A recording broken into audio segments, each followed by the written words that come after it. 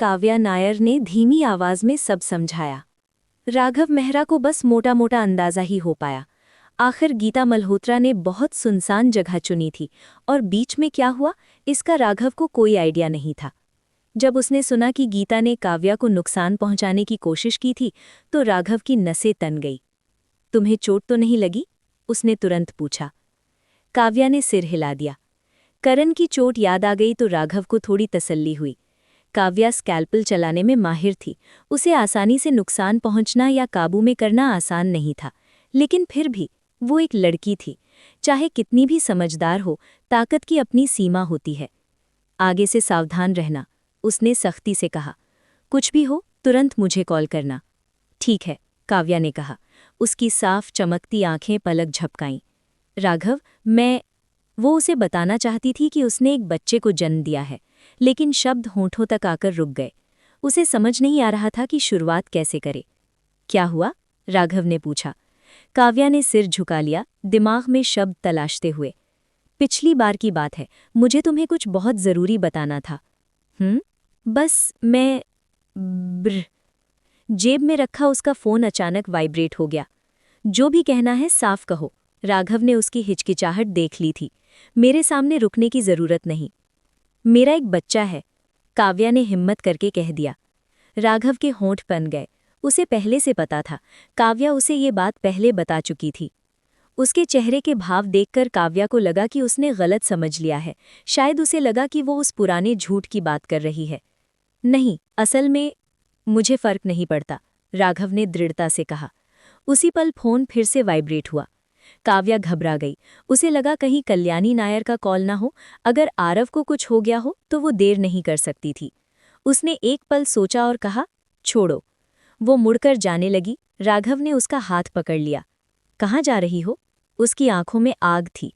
आज रात यहीं रहो, काव्या ने धीमे से कहा। मुझे एक काम है। क्या काम है? मुझे अपनी माँ से बात करनी है। मेरे पापा बीमार हैं, वो उन्हें देखना चाहते हैं। मुझे उन्हें बताना होगा, काव्या ने कहा। ये आधा सच था, पूरा नहीं। राघव इसमें दखल नहीं दे सकता था। आखिर बात गंभीर थी। उसने हाथ छोड़ दिया। ठीक है। काव्या कमरे से बाहर निकल गई। अपने कमरे में वापस आकर उसने दरवाज़ा बंद किया, बिस्तर के किनारे बैठी और फ़ोन निकालकर मैसेज देखे। उसे हैरानी हुई। मैसेज कल्याणी का नहीं, बल्कि चित्रा मेनन का था। वो एक पल रुकी, फिर कॉल बैक करने का फैसला किया। कॉल तुरंत उठ गया। काव्या? हाँ, काव्या ने कहा। वो आदित्य वर्मा के साथ चित्रा के रिश्ते को लेकर भी चिंतित थी, इसलिए पूछा, तुम्हारा और आदित्य का क्या चल रहा है? उधर से कोई जवाब नहीं आया, लेकिन फोन के उस पार से धीमी सी सिसकियां सुनाई दे रही थीं। तुम रो रही हो? काव्या ने पूछा। फिर भी कोई जवाब नहीं। काव्या साफ महसूस कर सकती थी, उसकी भावनात्मक हालत ठीक नहीं थी। क्या हुआ है? उसने बेचैनी से पूछा। चित्रा पूरी तरह टूटने के कगार पर थी, शांत होकर बात करने की हालत में नहीं। तुम कहाँ हो? काव्या ने पूछा। काफी देर बाद चित्रा ने जवाब दिया। मैं आदित्य के घर पर हूँ, क्या तुम आकर मुझे ले जा सकती हो? काव्या ने तुरंत हाँ कह दी, लेकिन उसे पता नहीं था कि आदित्य कहाँ रहता है। वो कभी उसके घर नहीं गई थी। मुझे लोकेशन भेज दो, उसने कहा। ओके, चित्रा ने कहा। काव्या ने कॉल काटी और तुरंत बाहर निकली। कॉरिडोर में उसकी टक्कर राघव से हो गई। वो भी बाहर जा रहा था। दोनों की नज़रें मिली। राघव ने पहले पूछा, बाहर जा रही हो? काव्या ने सिर हिलाया। मेरी एक अच्छी दोस्त मुसीबत में है, मुझे वहां जाना है। राघव भी निकल रहा था तो काव्या ने पूछा, तुम भी बाहर जा रहे हो? हाँ। चलते चलते राघव ने पूछा, कहाँ जा रही हो? काव्या ने अभी अभी पता देखा था, वही बता दिया। राघव रुक गया। वो पलटकर उसकी तरफ देखने लगा। हम दोनों एक ही जगह जा रहे हैं। क्या? काव्या चौंक गई। फिर उसे समझ आ गया, आदित्य और राघव एक दूसरे को जानते थे। क्या आदित्य ने तुम्हें कॉल किया? उसने पूछा। राघव ने हल्का सा हूं किया। साथ चलते हैं। काव्या ने सहमति में सिर हिला दिया। राघव ड्राइव कर रहा था, काव्या पास वाली सीट पर थी। कार में सन्नाटा था। दोनों बात करना चाहते थे, लेकिन किसी को समझ नहीं आ रहा था कि क्या कहें। काफी देर बाद काव्या ने चुप्पी तोड़ी। मेरी एक दोस्त चित्रा पहले आदित्य को डेट करती थी। राघव को आदित्य की निजी जिंदगी में ज्यादा दिलचस्पी नहीं थी, इसलिए उसे ज्यादा जानकारी नहीं थी। अब उसे समझ आया, हाल के दिनों में आदित्य की उदासी की वजह क्या थी। तो क्या उनका ब्रेकअप हो रहा है? उसने पूछा। काव्या ने शब्द ढूंढते हुए कहा, चित्रा अलग होना चाहती है, लेकिन आदित्य अभी छोड़ नहीं पा रहा, या शायद छोड़ ही नहीं सकता। राघव शांत रहा। उसने और सवाल नहीं किए। वो दूसरों के मामलों में टांग अड़ाने वालों में से नहीं था। जल्द ही वो वहां पहुंच गए। काव्या पहले उतरी, फिर राघव। दरवाजा खटखटाने पर आदित्य वर्मा ने दरवाजा खोला। दोनों को साथ देखकर उसे हैरानी नहीं हुई। जब चित्रा ने काव्या को कॉल किया था, वो ठीक बगल में ही था। वो साइड में हो गया। अंदर आओ। काव्या तेजी से चित्रा के पास गई। वो जमीन पर बैठी थी, सोफे से टिकी हुई, चेहरा बाजुओं में छुपाए।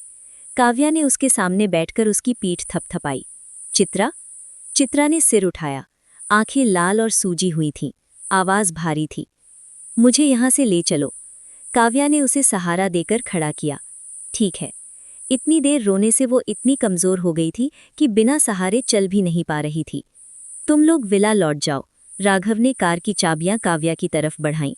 काव्या ने चाबियां ली। धन्यवाद। राघव ने उसे एक पल देखा, लेकिन कुछ नहीं कहा। वापस नायर विला पहुंचकर काव्या ने चित्रा को सोफे पर बैठाया और उसके लिए गुनगुना पानी लाकर दिया। चित्रा ने 2-3 घूंट लिए। मिसेस शर्मा पास आईं। मैडम, क्या ये आपकी दोस्त है? काव्या ने सिर हिलाया। क्या ये आज रात यहीं रहेंगी? साहब को राघव जानते हैं, काव्या ने कहा। ये राघव का घर था और वो आमतौर पर अजनबियों को पसंद नहीं करता था। मिसेस शर्मा किसी गलतफहमी से बचना चाहती थीं। जब उन्हें पता चला कि राघव को जानकारी है तो वो निश्चिंत हो गईं। मैं इनके लिए गेस्ट रूम तैयार कर देती हूँ, उन्होंने प्यार से कहा। धन्यवाद मिसेस शर्मा। मिसेस शर्मा ने कहा कि इसमें कोई परेशानी नहीं है और चली गईं। अब तक चित्रा थोड़ा शांत हो चुकी थी। काव्या ने चिंता से पूछा, अब थोड़ा बेहतर लग रहा है? नहीं, चित्रा ने जवाब दिया। हुआ क्या? काव्या ने पूछा। चित्रा ने उससे कुछ नहीं छुपाया। आखिर काव्या सब जानती थी, उसके और आदित्य के बारे में।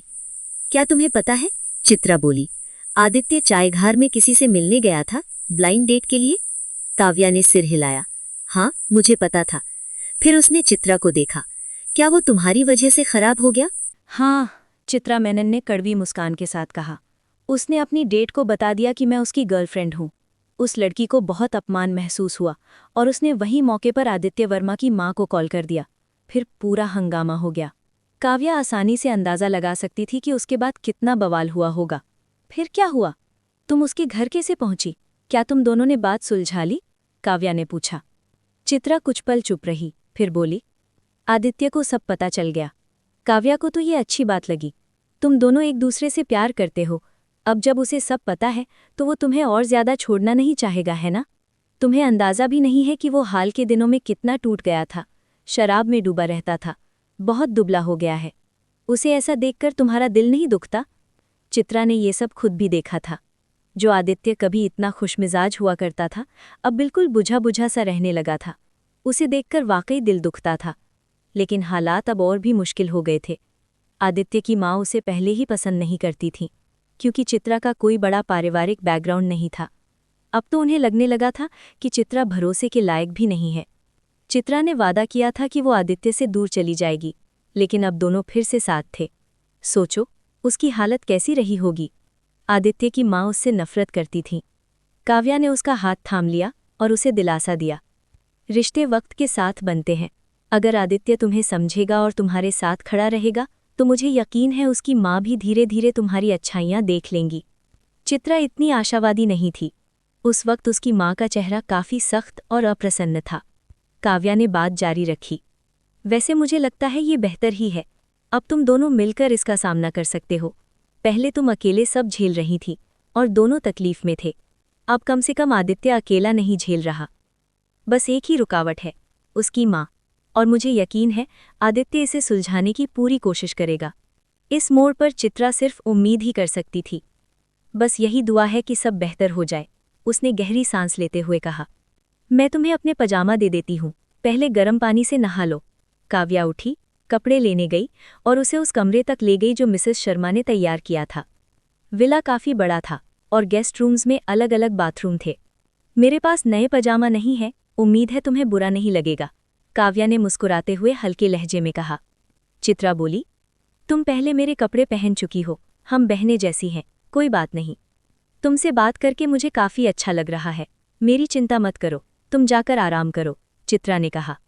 काव्या फिर भी पूरी तरह निश्चिंत नहीं थी। मैं यहीं रुक सकती हूँ। फिर चित्रा ने अचानक पूछ लिया, काव्या, क्या आरव के पिता वही इंसान है जो आज आदित्य के घर तुम्हारे साथ आए थे? काव्या ने सिर हिलाया और हल्की सी आह भरी। काश वो होते। ऐसा क्यों कह रही हो? चित्रा को समझ नहीं आया।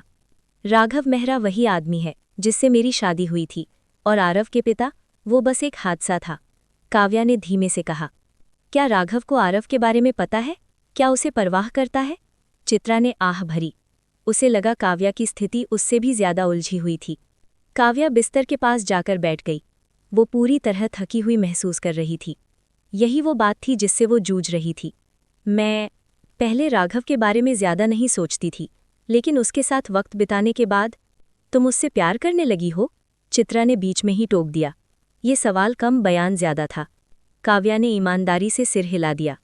मुझे खुद भी हैरानी हुई। इसमें हैरानी की क्या बात है? चित्रा बोली। मैंने उसके साथ वक्त नहीं बिताया, लेकिन सिर्फ उसकी शक्ल सूरत देखकर ही समझ आ जाता है कि वो औरतों को दीवाना बना सकता है। जवान है, हैंडसम है, अमीर है। अगर वो किसी औरत से थोड़ा सा भी अच्छा व्यवहार करे तो कोई भी पिघल जाएगी। काव्या ने इस बात से इनकार नहीं किया। वो पहले सोचती थी कि शक्ल मायने नहीं रखती, कि इंसान के अंदरूनी गुण ज्यादा अहम होते हैं, लेकिन राघव के सामने वो भी आम लोगों जैसी ही थी। उसकी सूरत उसे भाती थी, उसकी छोटी छोटी परवाह उसे छू जाती थी, और वो ये तक भूल जाती थी कि उसने उसे कितना दर्द दिया था। क्या शक्ल सूरत सच में इंसान को अंधा बना देती है? मुझे खुद भी हैरानी होती है कि मैं उससे प्यार करने लगी। मैं उसे आरव के बारे में बताना चाहती हूँ, लेकिन जब उसके सामने होती हूँ तो शब्द ही नहीं निकलते। जानती हो, मैंने जिंदगी में कभी किसी बात का पछतावा नहीं किया, लेकिन जब बात उसकी आती है तो मुझे अफसोस होता है। आरव को जन्म देने का? चित्रा ने भौं उठाई। काव्या ने सिर हिलाया। नहीं, उस इम्पल्सिव रात का। उसे कभी आरव के होने का पछतावा नहीं था। आरव उसका सबसे कीमती खजाना था। उसे अफसोस इस बात का था कि जब किसी से प्यार होता है तो आप उसे अपना सबसे अच्छा रूप देना चाहते हैं। भले ही राघव कहता था कि उसे कोई फर्क नहीं पड़ता, फिर भी काव्या के दिल में चिंता थी। चित्रा उसके पास बैठ गई और गंभीरता से बोली, काव्या, हो सकता है मैं गलत हूँ, ये सिर्फ मेरी राय है। अगर कोई आम आदमी कहे कि उसे तुम्हारे बच्चे से कोई दिक्कत नहीं तो शायद मैं मान लूँ, लेकिन राघव मेहरा कोई आम आदमी नहीं है ना? उसके मुकाम पर उसे कैसी औरत नहीं मिल सकती? कौन सी खूबसूरती उसने नहीं देखी होगी? आज शायद वो तुमसे बेहद प्रभावित है, लेकिन लंबे समय में क्या वो सच में किसी और आदमी के बच्चे को नज़रअंदाज कर पाएगा? इंसान के दिमाग में ख्याल आते हैं। जब वो उस बच्चे को देखेगा, क्या उसे ये याद नहीं आएगा कि तुम किसी और के साथ थीं? वक्त के साथ क्या ये सब तुम्हारे रिश्ते को प्रभावित नहीं करेगा? काव्या ने ये बातें कभी सीधे राघव से नहीं कही थी, लेकिन ये सवाल उसके दिल में जरूर थे। आखिर आरव उसका बच्चा था, राघव का नहीं। क्या वो सच में पूरे दिल से उसके बच्चे को अपना पाएगा? और वो नहीं चाहती थी कि आरव को ऐसा महसूस हो कि वो किसी और के घर में रह रहा है। शायद मैं गलत हूँ, शायद मैं ज्यादा नकारात्मक सोच रही हूँ, चित्रा बोली। नहीं, काव्या ने कहा। वो जानती थी कि चित्रा उसकी भलाई के लिए बोल रही है, और उसकी बातों में दम भी था। आखिर कौन कह सकता है कि राघव सिर्फ नई नई मोहब्बत में नहीं है? ये ताजगी कब तक रहेगी? उसे पता था कि उसे ज्यादा गहराई में नहीं जाना चाहिए। भावनाओं के सामने भी इंसान को होश में रहना चाहिए। उसने गहरी सांस ली। मुझे पता है मुझे क्या करना है। क्या तुम उससे अलग होने वाली हो? चित्रा ने जल्दी से कहा। हो सकता है वो बाकी मर्दों से अलग हो। नहीं, ऐसा नहीं है, काव्या ने सिर हिलाया। असल में हमारा रिश्ता अभी इतना पक्का भी नहीं है। हम साथ इसलिए रहते हैं क्योंकि हमारे पास एक शादी का सर्टिफिकेट है। वो चाहती थी कि वो और राघव सच में तय करें कि उन्हें पूरी जिंदगी साथ रहना है या नहीं, तब वो सब साफ साफ बताएगी। काव्या, अगर तुम्हें सच में राघव पसंद है तो मैं बच्चे का ध्यान रख सकती हूँ। तुम उससे अक्सर मिल सकती हो, चित्रा ने दिल से कहा। काव्या ने तुरंत सिर हिला दिया। उसका बच्चा उसी की जिम्मेदारी था। 9 महीने उसे अपने पेट में रखा था, उसे जन्म दिया था। वो प्यार छोड़ सकती थी, लेकिन अपना बच्चा नहीं। चित्रा ने फिर एक गहरी सांस ली, अपने लिए भी और काव्या के लिए भी। उन दोनों की मोहब्बत की राह आसान नहीं थी। तुम नहा लो, मैं ऊपर जा रही हूँ। अगर कुछ चाहिए हो तो मुझे कॉल करना, काव्या उठते हुए बोली। चित्रा ने सिर हिला दिया। अपने कमरे में लौटकर काव्या ने नहाया, लेकिन नींद नहीं आई। वो उठी, खिड़की के पास बैठ गई, घुटनों को सीने से लगाकर बाहर चांद को देखने लगी। क्लिक! अचानक दरवाजे का हैंडल घूम गया। आवाज सुनते ही काव्या नैयर ने सिर घुमाया और देखा कि राघव मेहरा खड़ा था। वो खिड़की के पास बने सीट से नीचे उतरी और उसकी ओर चली गई। आदित्य वर्मा कैसा है? काव्या ने पूछा। राघव ने कॉलर ढीला करते हुए कहा, वो हॉस्पिटल की नौकरी छोड़कर अपनी फैमिली कंपनी ज्वाइन करने वाला है। काव्या का चेहरा हल्का सा उदास हो गया। उसे पता था कि आदित्य को डॉक्टर बनना कितना पसंद था। इसे छोड़ना उसके लिए आसान नहीं होगा। हर नुकसान के साथ कुछ न कुछ मिलता भी है, राघव ने कहा, जैसे वो उसके दिल की बात समझ गया हो। उसकी चिंता मत करो। काव्या ने उसकी सूट जैकेट के बटन खोलते हुए सिर झुका लिया। मैं उसकी चिंता नहीं कर रही। राघव उसे ध्यान से देखने लगा। आज वो कुछ बदली बदली सी लग रही थी। काव्या ने जैकेट टांगते हुए पूछा, सोने से पहले शावर लोगे? राघव ने हल्का सा सिर हिला दिया। मैं पानी चला देती हूँ। काव्या बाथरूम की ओर बढ़ी। राघव ने उसका हाथ पकड़ लिया। कुछ परेशान कर रहा है तुम्हें? काव्या मुस्कुरा दी। इतना साफ दिख रहा है क्या? वो बस शांति से उसके साथ रहना चाहती थी और अपनी भावनाओं का सामना ईमानदारी से करना चाहती थी। उसकी ये शांति और नरमी राघव के दिल को छू गई। वो झुका और उसे अपनी बाहों में उठा लिया। काव्या ने उसकी गर्दन के चारों ओर हाथ डाल दिए। शावर नहीं लोगे? राघव ने उसे धीरे से बेड पर लिटाया और उसके ऊपर झुक गया। तुम्हें लगता है मैं गंदा हूँ? काव्या ने सिर हिलाया। नहीं, ऐसा नहीं है। मैं बहुत साफ हूँ। ये कहते हुए उसने उसके गुलाबी होठों पर हल्की सी किस दी। आंखों के कोनों में शरारती मुस्कान थी। उसने काव्या का हाथ अपनी शर्ट के कॉलर पर रखा और धीरे से कहा, मेरे लिए खोल दो। काव्या हल्की सी शर्मा गई, नजरें चुरा ली। राघव ने प्यार से उसका चेहरा ऊपर किया। मुझे देखो। उसका लहजा हुक्म देने वाला था। काव्या ने उसे हल्के से धक्का दिया। तुम मुझे परेशान कर रहे हो। राघव हंस पड़ा। उसे काव्या का ये रूप बहुत पसंद था। वो उसके और करीब आया और बुदबुदाया, मैं सिर्फ तुम्हें ही परेशान करता हूँ। काव्या हंसी। तो तुम मीठे भी हो सकते हो। मैं इंसान हूँ, भगवान नहीं।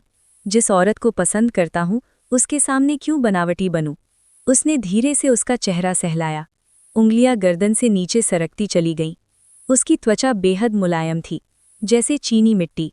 काव्या ने हल्का सा सिर झुका लिया। ये उसकी खामोश मंजूरी थी। राघव और बेबाक हो गया। उसका हाथ कपड़ों के नीचे गया। शर्ट ऊपर उठी। ठंडी हवा लगते ही काव्या सिमट गई। राघव ने उसे अपने शरीर से ढक लिया। अपनी गर्मी से उसे सुकून दिया। कपड़े एक एक कर गिरते चले गए। राघव ने उसे कंबल में लपेट लिया और जुनून भरी किस करने लगा। माहौल बेहद गहरा हो चुका था। ठीक उसी पल ठक ठक ठक दरवाजे पर जोरदार दस्तक हुई। काव्या जैसे होश में लौट आई। उसने राघव को हल्के से धक्का दिया। कोई है दरवाजे पर? राघव ध्यान नहीं देना चाहता था। दरवाज़ा लॉक नहीं है, काव्या ने घबरा कर कहा। धड़ाम धड़ाम दस्तक और तेज हो गई। काव्या डर गई। अगर कोई अंदर आ गया तो? कोई नहीं आएगा, राघव ने बुदबुदाया। तभी बाहर से मिसेस शर्मा की आवाज़ आई। यंग मैडम, आपके भाई आए हैं। उन्होंने कहा है कि आपके पिता का देहांत हो गया है। धड़ाम, जैसे काव्या के दिमाग में कुछ फट गया हो। उसकी आंखें कांप गईं। चेहरे पर डर और सदमे की झलक थी। राघव तुरंत संभल गया। उसने काव्या को देखा। तुम ठीक हो? काव्या बोल नहीं पा रही थी। पूरा शरीर ठंडा पड़ गया था। राघव ने उसे सीने से लगा लिया। सब ठीक है, मैं यहाँ हूँ। उसकी आंख से एक आंसू फिसला और बालों में खो गया। मैं उनसे नफरत करती थी, लेकिन फिर भी दर्द हो रहा है। उसकी आवाज़ कांप रही थी। मैं जानता हूँ, राघव ने कहा। आखिर वो उसका पिता था। खून का रिश्ता यूं ही नहीं टूटता। मुझे उन्हें देखना है। वो उठने लगी। राघव ने उसे कपड़े पहनने में मदद की। जल्दी मत करो। कैसे न करूं? वो अचानक चिल्ला पड़ी, फिर तुरंत खुद को संभाला। सॉरी। राघव ने उसके आंसू पोंछे। मैं तुमसे नाराज कैसे हो सकता हूं? काव्या उसे कुछ देर खाली नजरों से देखती रही और फिर अचानक उससे लिपटकर जोर जोर से रोने लगी। राघव उसे थामे रहा। कुछ देर बाद वो शांत हुई, तैयार हुई और हॉस्पिटल पहुंची। वहां वो मनीष मल्होत्रा को आखिरी बार नहीं देख पाई। उन्हें पहले ही मॉर्चुरी ले जाया जा चुका था, सफ़ेद चादर से ढके हुए। गीता मल्होत्रा पास में बैठी फूट फूट कर रो रही थी। काव्या आगे बढ़ी ही थी कि गीता ने उसे धक्का दे दिया। मनहूस, तेरी वजह से तेरा बाप मरा है। माँ, मयंक मल्होत्रा बीच में आ गया। आप ऐसा कैसे कह सकती हैं? अगर आप और पापा झगड़ नहीं रहे होते तो उन्हें इतना गुस्सा नहीं आता। वो वहां मौजूद था जब मनीष की मौत हुई थी। गीता ने उसे घूर कर देखा। काव्या ने गीता को ठंडी नज़र से देखा। मनीष की हालत गंभीर थी, पर इतना अचानक जाना गीता से जुड़ा हुआ लग रहा था। गीता नज़र नहीं मिला पाई। वो जोर जोर से रोने लगी। अब हम कैसे जिएंगे? तुम हमें अकेला छोड़ गए। और फिर काव्या पर इल्ज़ाम। अपनी बेटी को देखो, एक आंसू तक नहीं बहाया। बेकार औलाद। माँ, मयंक ने उसे अलग खींचा। ऐसा करोगी तो दीदी पापा को आखिरी बार भी नहीं देख पाएंगी। आखिरकार मयंक ने जगह बना दी। काव्या शांत दिख रही थी, लेकिन उसकी मुट्ठियां कसकर बंद थीं। राघव ने उसका हाथ थाम लिया। उसका साथ काव्या को हिम्मत दे रहा था। उसने सफ़ेद चादर उठाई और मनीष मल्होत्रा को आखिरी बार देखा। चेहरे पर शांति नहीं थी। काव्या रोई नहीं। उसने मयंक से पूछा, जब पापा गए क्या उन्होंने कुछ कहा? मयंक बोलने ही वाला था कि गीता बीच में बोल पड़ी। क्या कहेंगे? सब कुछ मयंक को देने की बात कही होगी। उसने मयंक को घूर कर देखा। मयंक चुप रह गया। काव्या समझ गई। वो बस गीता को परख रही थी। अब वो तय कर चुकी थी। पहले उसे नयर फैमिली की दौलत से कोई मतलब नहीं था, लेकिन अब ये तय करने का हक तुम्हें नहीं है कि नायर फैमिली की विरासत किसे मिलेगी। गीता मल्होत्रा, काव्या नायर ने ठंडे लहजे में कहा, मैं पता लगाऊंगी कि मेरे पापा की असली मौत कैसे हुई, और अगर इसमें तुम्हारा जरा सा भी हाथ निकला तो मैं तुम्हें छोड़ूंगी नहीं। गीता ने तुरंत पलटकर कहा, और अगर तुमने मेरे बेटे से विरासत के लिए लड़ने की हिम्मत की तो मैं भी तुम्हें नहीं छोड़ूंगी। माँ, मयंक मल्होत्रा ने बीच बचाव करने की कोशिश की। मनीष मल्होत्रा को गए अभी ज्यादा समय भी नहीं हुआ था और उसके सामने ही ये लोग इतनी जोरदार बहस कर रहे थे। ऐसे में मरे हुए इंसान को शांति कैसे मिले? मयंक, मैं तुम्हें बता रही हूँ, गीता गुस्से से बोली, अपने पिता की बातों में मत आना। मैं तुम्हारे सबसे करीब हूँ। इस काव्या का तुम्हारे साथ क्या रिश्ता है? काव्या का हर बार काव्या का पक्ष लेना गीता को बिल्कुल पसंद नहीं था। उसका मानना था कि मयंक की ये सोच सब मनीष की वजह से है। उसने ही बेटे के दिमाग में गलत बातें भर दी थीं। सौतेले भाई बहन, उनका भला कैसा रिश्ता? काव्या के साथ उसके अपने रिश्ते ही इतने खराब थे कि गीता को यकीन था मयंक कभी काव्या को अपना परिवार नहीं मानेगा। और अब जब बात विरासत की थी, वो किसी भी हाल में मयंक को काव्या के करीब नहीं जाने दे सकती थी। गीता, मैं साफ साफ कह देती हूँ, काव्या ने आवाज़ लगाई, मेरे माता पिता का तलाक नहीं हुआ है। मेरी माँ कल्याणी नायर और मैं पहली हकदार हैं।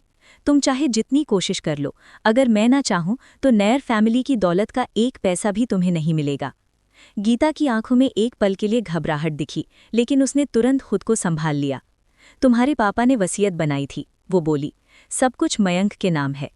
काव्या मनीष के सामने बहस नहीं करना चाहती थी। उसने अपने पास खड़े राघव मेहरा से धीरे से कहा, चलो यहाँ से। पूरी बहस के दौरान वो मजबूत बनी रही, लेकिन जैसे ही हॉस्पिटल से बाहर निकली उसका शरीर जैसे ढीना पड़ गया। राघव ने उसका कंधा थाम लिया और उसे अपने सीने से लगा लिया। मैं तुम्हें घर छोड़ देता हूँ, उसने धीमे से कहा। काव्या ने सिर हिला दिया। जब वे नयर विला पहुंचे तो लिविंग रूम में चित्रा मेनन बैठी हुई थी। शायद उसने काव्या के जाने की आवाज़ सुनी थी और मिसेस शर्मा से उसके पिता के बारे में जान लिया था। वो चिंता में इंतजार कर रही थी। काव्या को राघव के साथ देखकर वो पास नहीं आई, बस फिक्रमंद होकर पूछा, तुम ठीक हो? काव्या की आवाज़ बैठी हुई थी, मैं ठीक हूँ। मिसेस शर्मा भी जाग रही थीं और परेशान थीं। बहुत रात हो गई है, सबको आराम करना चाहिए। इतना कहकर काव्या ऊपर चली गई, राघव उसके पीछे पीछे। कमरे में पहुंचते ही वो बेड पर सिमट गई। राघव ने पीछे से उसे अपनी बाहों में भर लिया, अपने शरीर से उसका पतला सा शरीर ढक लिया। बिना कुछ कहे बस उसका साथ दिया। उस रात काव्या सो नहीं पाई। सुबह होने तक उसकी आंखें खुली रहीं, आंखें लाल हो चुकी थीं। वो चुपचाप उठी। राघव भी ठीक से नहीं सोया था, सिर्फ भोर में कुछ देर झपका था। वो उसे जगाना नहीं चाहती थी। फ़ोन लेकर वो बालकनी में गई और कल्याणी नायर को कॉल किया। बहुत सुबह थी, कई रिंग के बाद फ़ोन उठा। हेलो काव्या, क्या तुम आरव को मिस कर रही हो? नींद भरी आवाज़ आई। काव्या की आवाज़ भारी हो गई। माँ, पापा नहीं रहे। वो चले गए? तो क्या हुआ? कल्याणी बात समझ नहीं पाई। माँ, पापा का देहांत हो गया, काव्या ने धीरे से कहा। प्लीज वापस आ जाओ। दूसरी तरफ अचानक सन्नाटा छा गया। माँ, आप ठीक हो? काव्या घबरा गई। मैं ठीक हूँ, कल्याणी बोली, लेकिन आवाज कुछ और ही कह रही थी। तुम्हारे पास आरव है, तुम्हें दिक्कत होगी। मैं तुम्हें लेने आ जाऊं? नहीं, कल्याणी ने कहा, मैं खुद आ जाऊंगी, तुम चिंता मत करो। कॉल अचानक कट गई। वो उसकी बेचैनी महसूस कर सकती थी। आखिर वे पति पत्नी थे। कल्याणी के दिल में मनीष के लिए कुछ तो रहा ही होगा। सुबह की हवा ठंडी थी। काव्या ने खुद को बाहों में जकड़ लिया। काश उसने पहले ही बता दिया होता। कम से कम वे आखिरी बार मिल तो पाते। मनीष की मौत शांत नहीं थी। क्या उन्हें अफसोस हुआ होगा कि वे कल्याणी को आखिरी बार नहीं देख पाए? क्या सोच रही हो? पीछे से आवाज आई। एक कोट उसके कंधों पर डाल दिया गया। काव्या ने पलटकर देखा, राघव खड़ा था। आज वो अपने आम सख्त और सधे हुए रूप से अलग लग रहा था, ज्यादा इंसानी, ज्यादा पास। काव्या ने नजरें झुका लीं। मैंने बस माँ को कॉल किया। अगर पहले बताया होता तो वे पापा को आखिरी बार देख पाती। मुझे लगता है मैंने वो मौका छीन लिया। ये तुम्हारी गलती नहीं है, राघव ने कहा। लोग अपने फैसले खुद लेते हैं। उसकी बातों से काव्या का मन थोड़ा हल्का हुआ। अभी थोड़ा समय है, उसने कहा। तुम सो लो, कल रात मेरी वजह से तुम भी नहीं सो पाए। कोई बात नहीं, राघव बोला, मैं तुम्हारे साथ रहूंगा। सिर्फ साथ। कभी कभी बस साथ ही काफी होता है। सुबह होने पर काव्या बिना नाश्ता किए निकल गई। राघव जाना चाहता था, लेकिन उसने मना कर दिया। वो लॉ फर्म गई विरासत के बारे में जानकारी लेने। उसे पता चला कि शादी न होने के बावजूद मयंक का कानूनी हक बनता है। मुद्दा दौलत का नहीं था। मुद्दा ये था कि गीता ने विरासत के लिए मनीष को मौत तक पहुंचा दिया था। काव्या उसे जीतने नहीं दे सकती थी। वो हॉस्पिटल गई शव लेने के लिए, लेकिन बताया गया कि शव पहले ही लिया जा चुका है। रिकॉर्ड में साइन था मयंक मल्होत्रा। वो सीधे नैर फैमिली एस्टेट पहुंची। वहां गीता ने पहले ही अंतिम संस्कार की तैयारी कर रखी थी और खुद को गृहिणी की तरह पेश कर रही थी। काव्या सब समझ गई। लोगों को दिखाने के लिए कि वही मनीष की पत्नी है। वो हद से आगे बढ़ रही थी। काव्या आगे बढ़ी। काले कपड़ों में सजी गीता उसे देखकर तमतमा गई। तुम यहाँ क्या कर रही हो? उसने घूरते हुए पूछा। काव्या शांत रही। मैं मनीष की बेटी हूँ, तुम सिर्फ एक मिस्ट्रेस हो, कोई दर्जा नहीं। मैं तुम्हें यहाँ रहने दे रही हूँ सिर्फ इसलिए कि तुमने मेरे पिता को बेटा दिया। लेकिन याद रखो, यहाँ असली मेजबान कौन है? गीता का चेहरा स्याह पड़ गया। यही उसकी सबसे बड़ी चोट थी। काव्या बिना रुके अंदर चली गई। गीता के अंदर नफरत उबाल मार गई। उसकी नज़र पड़ी पेंटिंग के लिए लगी लोहे की मचान पर। काव्या उसके नीचे से गुजर रही थी। गीता की आंखों में खूनी चमक आई। वो दौड़ी और जोर से मचान को धक्का दिया। लोहे की मचान काव्या की ओर गिरने लगी। काव्या, नर्क में जाओ, गीता ने जहरीली मुस्कान के साथ कहा। काव्या ने ऊपर देखा। मौत उसकी आंखों के सामने थी। तभी किसी ने चिल्लाया, संभल कर। एक साया उस पर झपटा। काव्या जोर से बाहर की ओर धकेली गई। धड़ाम, मचान गिर पड़ी। वो हाँफती हुई पलटी, और जिसने उसकी जान बचाई थी उसका चेहरा देखते ही काव्या का चेहरा सफ़ेद पड़ गया। ये मयंक था। मयंक? गीता मल्होत्रा घबराकर भागी, डर के मारे कि उसके बेटे को कुछ बुरा हो गया है। उसने लोहे की फ्रेम को उठाया और बेहोश बेटे को गोद में ले लिया। उसके गाल थपथपाते हुए बोली, मयंक, उठो, प्लीज़ मुझे ऐसे मत डराओ। गीता सच में रो रही थी। मयंक उसका इकलौता बेटा था और सारी उम्मीदें उसी पर टिकी थीं। अगर उसके साथ कुछ भी होता तो वो जी ही नहीं पाती। जो कुछ भी उसने किया सब उसके बेटे के लिए किया था। तुम पागल हो क्या? उस औरत को क्यों बचाया जो तुमसे विरासत के लिए लड़ रही थी? काव्या नायर का घुटना जख्मी था, लेकिन उसने अपने दर्द को अनदेखा किया और 911 कॉल करने के लिए फ़ोन निकाला। वो लंगड़ाते हुए मयंक की हालत देखने के लिए आगे बढ़ी। गीता ने सोचा कि काव्या कुछ गलत करने आई है और उसने उसे धकेल दिया। मेरे बेटे को मत छुओ। काव्या धक्के से लड़खड़ाई। अगर तुम नहीं चाहते कि तुम्हारा बेटा खतरे में पड़े तो मुझे देखने दो। मैं डॉक्टर हूँ, उसे कोई चोट नहीं पहुँचाऊंगी, काव्या ने ठंडे लहजे में कहा। गीता अब भी रो रही थी, अपने बेटे को थामे हुए। अगर तुम्हारे कारण नहीं होता तो मेरा बेटा ऐसा नहीं होता। ये तुम्हारी अपनी बुरी नीयत है जो तुम्हारे बेटे को इस स्थिति में ले आई, काव्या ने जवाब दिया। अगर तुम मुझे देखने नहीं दोगी तो मैं नहीं देखूंगी। अगर वो मर गया तो विरासत के लिए कोई भी मुझे रोकने नहीं बचेगा। उसके शब्द गीता के सबसे दर्दनाक हिस्से को छू गए। गीता ने काव्या की तरफ एक तीखी नज़र मारी। तुम सच में किसी भी तरह की भलाई नहीं चाहती। काव्या ने एक अजीब आत्मविश्वास और अथॉरिटी के साथ उन लोगों को इशारा किया कि काम जारी रखें और देखना बंद करें। आह! गीता चिल्लाई, खून, खून है। काव्या तुरंत मयंक की ओर मुड़ी और देखा कि उसके सिर से खून बह रहा था। उसे सिर में चोट लगी थी। काव्या पास गई और घाव की जांच करने लगी। इस बार गीता ने उसे रोका नहीं। मेरा बेटा, क्या वो मर जाएगा? काव्या ने उसे अनदेखा किया और ध्यान केंद्रित किया। सिर के ऊपर एक कट था, लेकिन गहरी चोट नहीं लगी थी। उसकी पहली जांच में ये गंभीर नहीं लग रहा था। प्रोफेशनल तरीकों से खून रोक दिया। कुछ देर बाद एम्बुलेंस आई और मयंक को अस्पताल ले जाया गया। गीता चिंता में उसके साथ गई। गीता के जाने के बाद काव्या मेमोरियल हॉल की देखरेख करने लगी। अंदर जाकर उसने देखा कि अंतिम संस्कार के लिए राख का पात्र टेबल पर रखा था। काव्या का चेहरा तुरंत काला पड़ गया। कल्याणी नायर अभी तक नहीं आई थी और गीता ने पहले ही मनीष मल्होत्रा का अंतिम संस्कार कर दिया। काव्या को आखिरी विदाई देने का मौका भी नहीं दिया। काव्या ने गुस्से में मुट्ठियां बंद कर लीं। गीता सच में निर्दयी थी। बज़। काव्या का फोन अचानक जेब में बजा। कल्याणी कॉल कर रही थी। वो बस से उतरने वाली थी और चाहती थी कि काव्या उसे लेने आए। काव्या तुरंत टैक्सी बुलाई और वहां चली गई। कुछ देर इंतजार करने के बाद उसने अंततः उसे देखा। लगभग 2 महीने हो गए थे और आरव का चेहरा अब थोड़ा गोल हो गया था। काव्या की पहली प्रतिक्रिया थी कि वो अपने बच्चे को पास लेकर उसकी जांच करे। इस पुनर्मिलन में खुशी और राहत का मिश्रण था। आरव को गोद में लेते हुए उसका दिल पिघल रहा था। उसने सोचा, दुनिया में इससे ज्यादा खुशी का कोई पल नहीं हो सकता। वो मुस्कुराना चाहती थी, लेकिन आंखें बिना आंसुओं के जल रही थीं। एक माँ के रूप में उसने महसूस किया कि वो असफल रही। उसने अपने बच्चे को पूरा परिवार नहीं दिया, ना ही उसके बड़े होने की प्रक्रिया में साथ रही। तुम्हारे पापा? कल्याणी ने शुरू किया। काव्या ने आखिरकार माँ की तरफ देखा। कल्याणी का चेहरा पीला था। स्पष्ट रूप से रोने के निशान दिखाई दे रहे थे। माँ, मुझे बहुत अफसोस है। मैंने आपको पहले नहीं बताया। माफ़ कीजिए कि आपने पापा को आखिरी बार नहीं देखा। कल्याणी ने उसे दोष नहीं दिया। काव्या पहले भी बता चुकी थी, लेकिन तब कल्याणी ने गंभीरता से नहीं लिया। उसने गहरी सांस ली। हालांकि मेरे पास उनसे कई शिकायतें थीं, लेकिन अब जब वो नहीं रहे तो पिछली बातें मायने नहीं रखती। मैं इसलिए वापस आई क्योंकि हम शादीशुदा थे। मैंने उन्हें आखिरी बार विदा करना चाहा। आरव अभी छोटा है, तुम पहले उसे ले जाओ, मैं अकेली संभाल लूंगी। कल्याणी ने आरव की चीजें काव्या को दे दी। काव्या चिंतित नजर आई। मैं तुम्हारे साथ जाऊं? आरव अभी छोटा है, मुर्दा देखने के लिए मैं अकेली संभाल लूंगी, कल्याणी ने दृढ़ स्वर में कहा। काव्या जानती थी कि कल्याणी के दिल में मनीष के लिए भावना थी, वरना वो इतने साल तक उससे शादी में क्यों रही।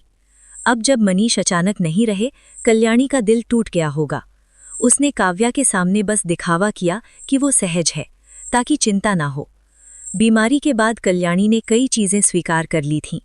वो मनीष से तलाक नहीं ली थी, कुछ हद तक अपनी भावनाओं की वजह से, लेकिन जानती थी कि मनीष ने उसके साथ धोखा किया। भले ही भावनाएं थीं, अब वो पूरी तरह से शुद्ध नहीं थीं। अब ज्यादातर सिर्फ दुख बचा था। काव्या, चिंता मत करो, मैं अब पहले जैसी नहीं हूं। मैं कमजोर नहीं रहूंगी। मैं बच गई और बहुत कुछ समझ गई। मेरा पिछला कमजोरी तुम्हें बहुत दर्द दे चुका, लेकिन अब नहीं होगा। कल्याणी ने काव्या के कंधे पर हाथ रखा। गीता का सामना करते हुए मैं उसे नहीं डरने दूंगी। मैंने मनीष से तलाक नहीं लिया, तो उसका कोई अधिकार नहीं है। अंतिम संस्कार की मेजबानी मेरे ही हक में है। काव्या थोड़ी देर के लिए हैरान रह गई। कल्याणी की वर्तमान व्यक्तित्व ने उसे नया दृष्टिकोण दिया। बीमारी से ठीक होने के बाद उसका व्यक्तित्व काफी बदल गया था। अब वो ज्यादा मजबूत और आत्मनिर्भर थी। काव्या ने सिर हिलाया। मैं थोड़ी देर से पहुंच सकती हूँ। कल्याणी की नरम भरी नजर आरव पर पड़ी। मैं जानती हूं कि तुम उसके साथ ज्यादा समय बिताना चाहती हो। तुमने उसे जन्म दिया और फिर उससे दूर रहना पड़ा। लगभग 2 महीने हो गए हैं। तुम्हारे लिए ये सामान्य है कि बच्चे को याद करना। मैं तुम्हारे पापा की चीजें संभाल लूंगी।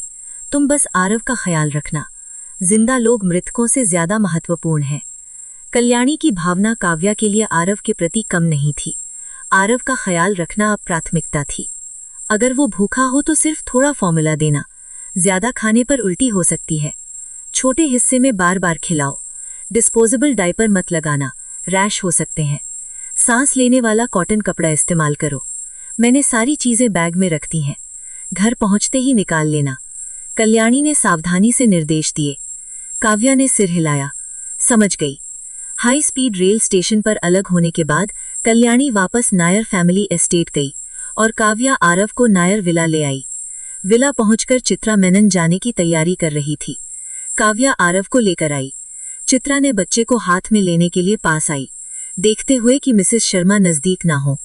धीरे स्वर में पूछा, आंटी आई थी? काव्या ने सिर हिलाया। तुमने आरव को विला लाया, अगर राघव देख लें तो क्या करोगी? काव्या ने बच्चे की तरफ देखा, आंखों में प्यार भरी नरमी थी। अगर उन्हें पता चला तो पता चल गया। चित्रा समझ नहीं पाई। अब राघव की परवाह नहीं? मुझे वो पसंद है, लेकिन इतना नहीं कि अपने बच्चे को उसके लिए छुपाऊं। तुमने जो कहा था मैंने सोचा, लेकिन आरव को देखकर समझ आई कि और कुछ मायने नहीं रखता। पुरुष मायने नहीं रखते। मैं बस अपने बच्चे के साथ रहना चाहती हूं। चित्रा ने उसे रोकने की कोशिश नहीं की। एक मां के प्यार की शक्ति को देखकर उसे गहरी प्रशंसा हुई। आरव यहां है और मुझे पछतावा नहीं है, ना ही मैं इसे छुपाना चाहती हूं। मुझे लगता है कि मेरी सारी पुरानी चिंताएं बेकार थीं। अगर राघव ऐसा आदमी है जो अंततः दिलचस्पी खो देगा, तो वो बिना आरव के भी खो देगा।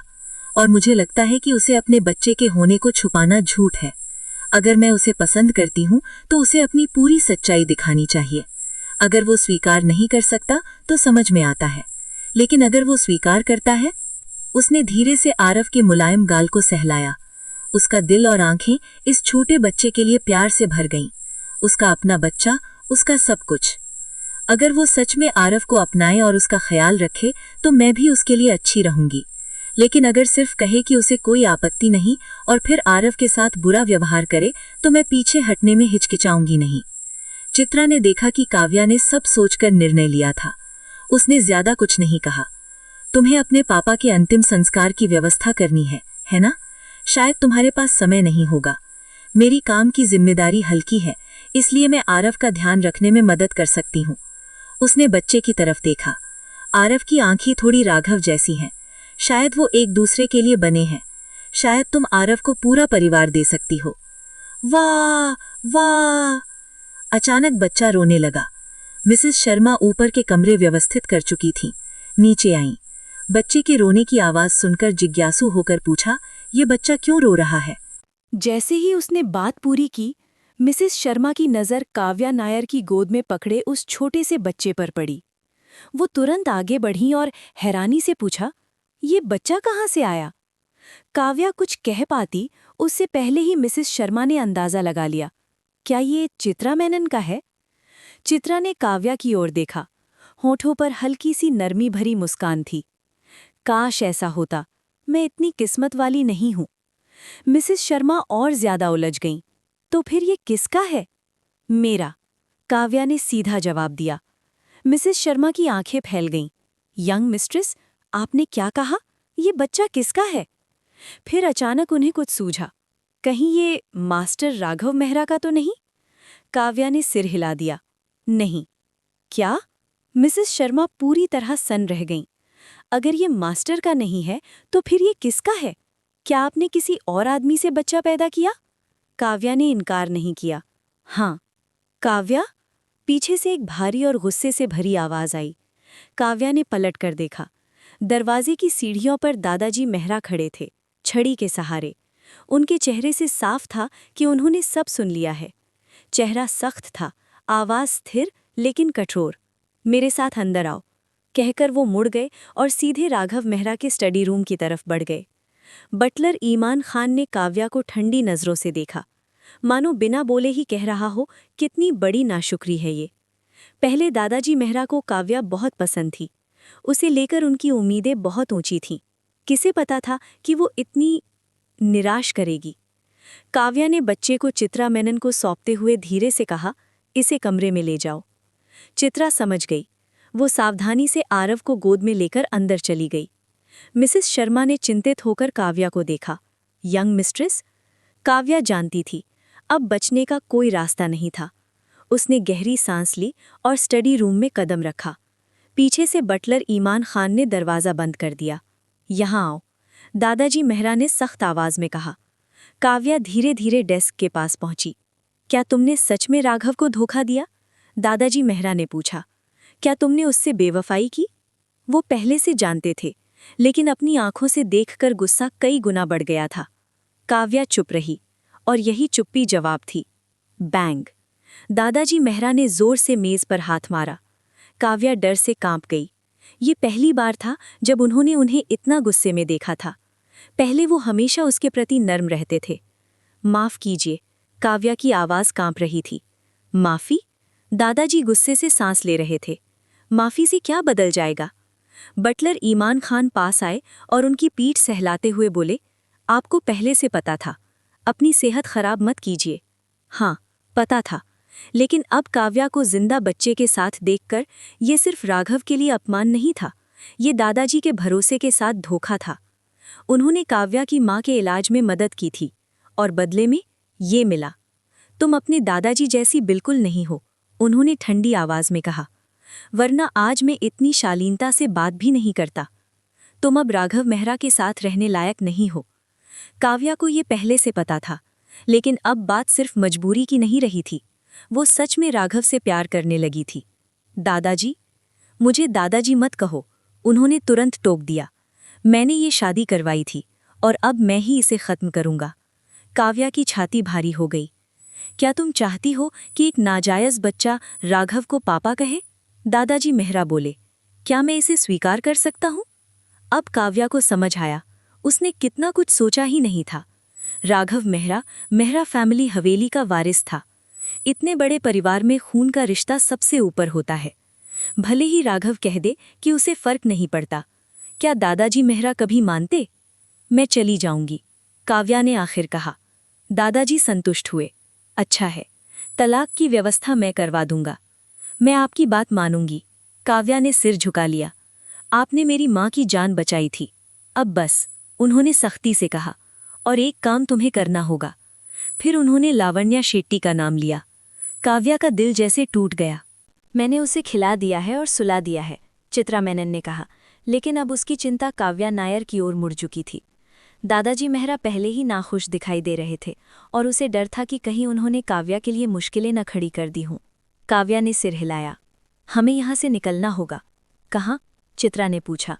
सच कहे तो काव्या खुद भी नहीं जानती थी, उसे बस इतना पता था कि उसे आरव को वहाँ से निकालना ही होगा। चित्रा उसकी मदद के लिए साथ थी। क्या तुम सच में ठीक हो काव्या? चित्रा ने देखा कि उसका चेहरा कितना फीका लग रहा था। लगता है मैंने बहुत सारी गलतियां कर दी हैं, काव्या ने धीमी आवाज़ में कहा। दादाजी मेहरा के अचानक सामने आ जाने से उसे बहुत कुछ साफ समझ में आ गया था। वो अपने जज्बातों में अंधी हो गई थी। उसने बेवकूफ़ी में ये मान लिया था कि वो राघव मेहरा के साथ रह सकती है, लेकिन आरव उनके बीच एक ऐसा नामुमकिन फासला था जिसे कोई पार नहीं कर सकता था। मेहरा परिवार बहुत जटिल था, और आरव जैसा एक आउटसाइडर वहाँ कभी फिट नहीं हो सकता था। वो अपने बेटे को तकलीफ में नहीं डाल सकती थी। अगर वो आरव को मेहरा परिवार में छोड़ देती तो उसका बच्चा ज़रूर बुरा बर्ताव झेलेगा। तुमने ऐसा क्या गलत किया? चित्रा ने पूछा। मुझे आरव को मेहरा फैमिली में नहीं लाना चाहिए था। आज दादाजी मेहरा मेरे साथ थोड़ा सभ्य थे, शायद मेरे स्वर्गीय नाना की वजह से, वरना आरव और मुझे कब का बाहर निकाल दिया जाता, काव्या ने कहा। ये उसकी अपनी दूरदर्शिता की कमी थी। दादाजी मेहरा पूरी तरह गलत भी नहीं थे। चित्रा ने गहरी सांस ली।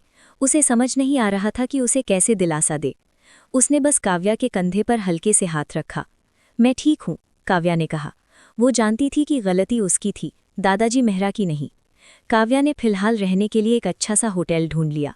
चित्रा ने उसका सामान पैक करने में मदद की और बोली, ये कोई लॉन्ग टर्म सोल्यूशन नहीं है। क्या तुमने सोचा है आगे कहाँ सेटल होना है? बड़े लोगों के लिए तो ठीक था, लेकिन आरव अभी छोटा था। वो लोग हमेशा भटकते हुए नहीं रह सकते थे।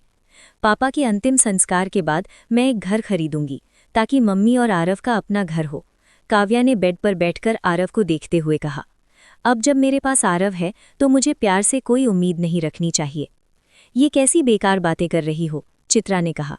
सिर्फ इसलिए कि तुम्हारे पास बच्चा है, इसका मतलब ये नहीं कि तुम्हें प्यार नहीं मिल सकता। वो महसूस कर रही थी कि काव्या अचानक बहुत ज़्यादा नेगेटिव हो गई है। वो काव्या के पास बैठ गई। मेरा शुरू से डर यही था कि मेहरा फैमिली कोई नॉर्मल फैमिली नहीं है, इसीलिए मैंने कहा था कि ये बात सीक्रेट रखना। चित्रा खुद एक बड़े परिवार में तिरस्कार झेल चुकी थी, इसलिए वो काव्या की हालत समझ सकती थी। अपनी हालत सोचकर उसके दिल में भी हल्की सी टीस उठी। तुम मुझसे बेहतर हो, कम से कम तुम्हारे सीनियर तुम्हें सच में प्यार करते हैं, उसने कहा। कम से कम काव्या अकेली नहीं थी, लेकिन वो खुद। काव्या ने गहरी सांस ली और उन ख्यालों को झटक दिया। अभी उसके पास सोचने का वक्त नहीं था। मनीष मल्होत्रा को अभी अंतिम विदाई भी नहीं मिली थी। क्या तुम आरव को कुछ दिनों के लिए संभाल सकती हो? काव्या ने पूछा।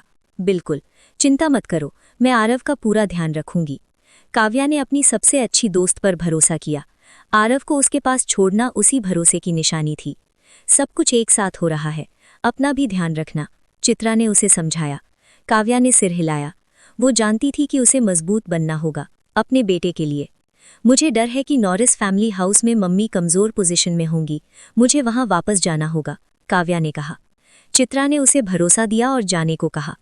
काव्या होटल से निकलकर सीधे मल्होत्रा फैमिली एस्टेट पहुंची।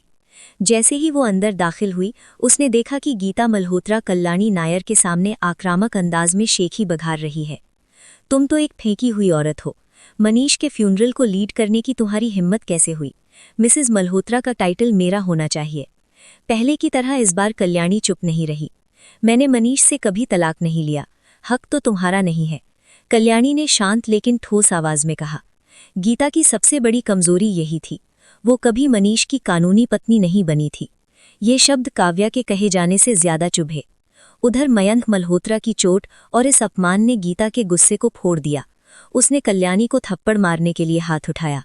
काव्या तुरंत आगे बढ़ी और उसका हाथ पकड़ लिया। मेरे पापा अभी अभी गुजरे हैं, यहाँ तमाशा मत करो।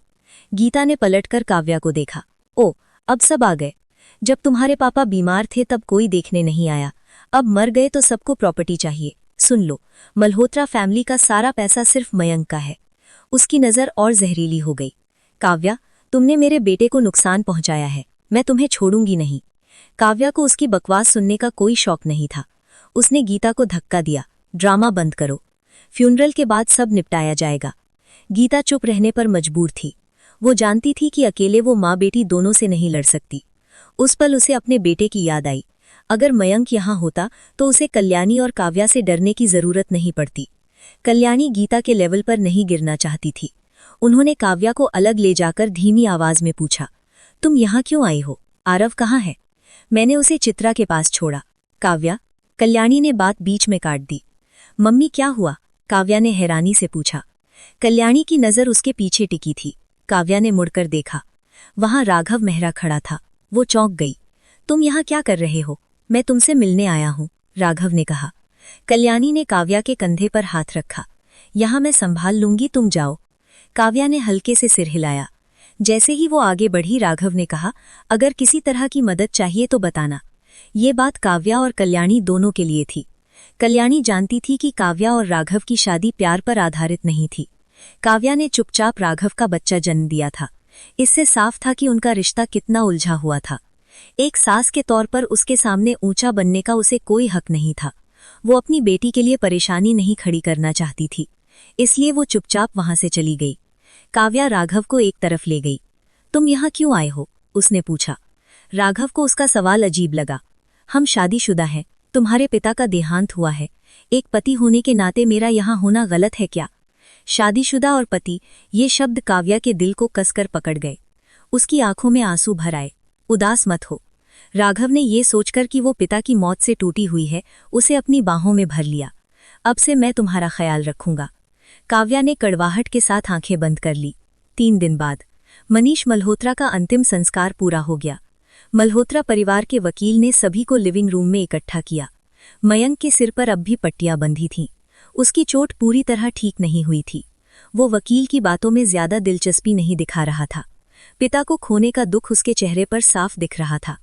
मिस्टर मल्होत्रा को पता था कि वो बीमार है, इसलिए उन्होंने एक वसीयत तैयार की। क्या सारी प्रॉपर्टी मयंक को मिल रही है? गीता ने बीच में टोका। वकील ने शांति से कहा, प्लीज धैर्य रखें, वसीयत यही है। ये कहते हुए उसने दस्तावेज बाहर निकाले। वकील वसीयत पढ़ना शुरू भी नहीं कर पाया था कि गीता मल्होत्रा का सब्र टूट गया। उसने झपट्टा मारकर दस्तावेज उसके हाथ से छीन लिया और लालच भरी आंखों से उसे पढ़ने लगी। उसका दिल खुशी और उम्मीद से भरा हुआ था।